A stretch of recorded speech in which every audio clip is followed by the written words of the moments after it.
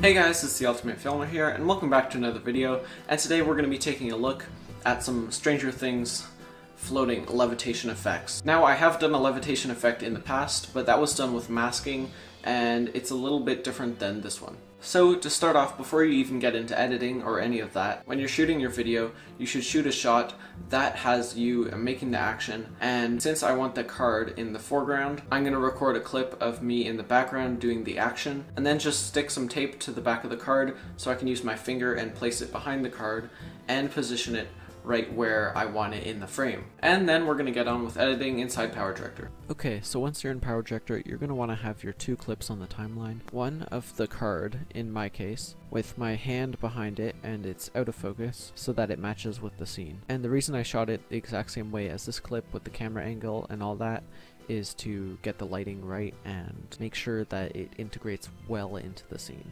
And I found a frame here where I'm going to cut it out, and I think it'll look good like this. So we're going to start by taking a snapshot.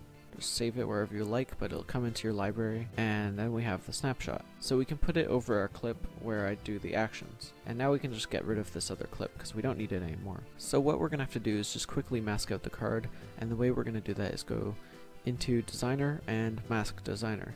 And now I realize that this fits the square shape here that's already feathered, and what we're going to do is feather it a bit more. Since my card is blurred out, the edges should be feathered to match it. So if we go down here and click Maintain Aspect Ratio, unchecking it, that will make sure that we can change the shape of the mask. So now we're just going to line it up with the card. Okay, so once you finish masking out your card, you're just going to go and click OK, and then I can sort of see here that I'm not looking in the right direction, so we're just going to put it a little bit more up there. And I think that's a better position for it. And so what I want the card to do is kind of follow the movement of my hands. And so what we're going to need to do is go and click on this clip here and go into Tools and Motion Tracker. Alright, so once we're here, I'm just going to shorten it so that the tracking starts kind of when my hand goes up to about there. And I'm going to go to the end and figure out where I want the card to drop. So I want the card to fall right there. So if we go back to the beginning here, right where I want it to start, we're just going to make this a bit smaller so that it knows what to target, and we're just going to hit track on my hand. There we go. Now it's got a good track on my hand. So we're going to clips here, and we're going to import a clip from the media room. It doesn't matter which one. So I've selected a balloon picture, because all we need to do is copy the tracking data from the balloon picture. So also what I'm going to do is click on Smoother, and we do not need to adjust the effect distance with the tracked object. So once we're done, we're going to click OK. So if you scroll down, you can see that there is the balloon picture right here, and what we're going to do is take this and resize it so that it matches with the balloon picture. So now they're the same length. So all we're going to do is right click on this, copy keyframe attributes, and go up here and paste them on the card. And we're going to click OK. Once they're pasted, we can go ahead and delete the balloon clip because we don't need it anymore. And then we can just go to the card and resize it. Alright, so once we've got it resized and in the general position we want, we can just see that it does follow my hand. And what I kind of want to do is have a little bit of delay in between the movement of my hand and the movement of the card. So we're just going to drag it a few frames to the right, and we're going to see how that looks.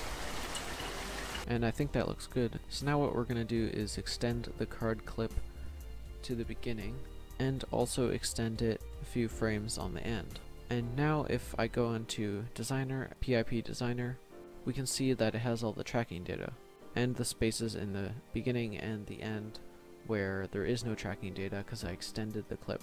So now we can just get rid of the scale, all of the keyframes for the scale, because we don't need them.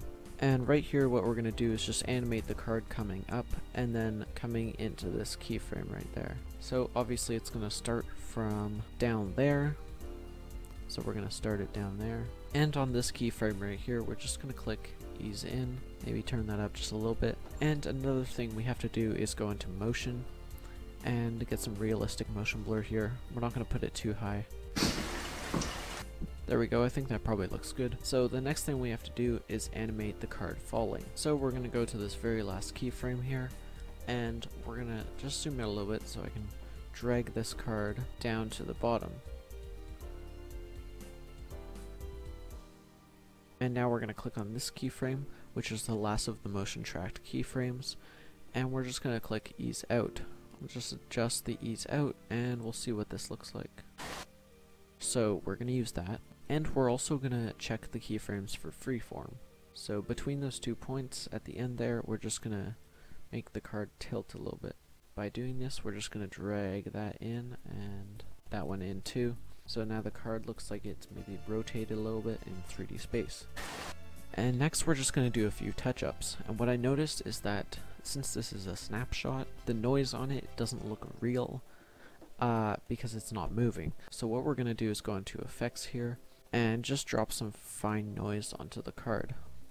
It doesn't have to be a lot, but just to make it blend a bit more. Now the scene is pretty much done. All I'm going to do is add some color grading, and when you add LUTs, make sure you also add them to the snapshot of the card so that it blends properly with the scene. I'll just add a few finishing touches, and then there we go. So thank you all for watching. Don't forget to leave a like and perhaps subscribing if that interests you in any way. And I'll see you all later. Bye!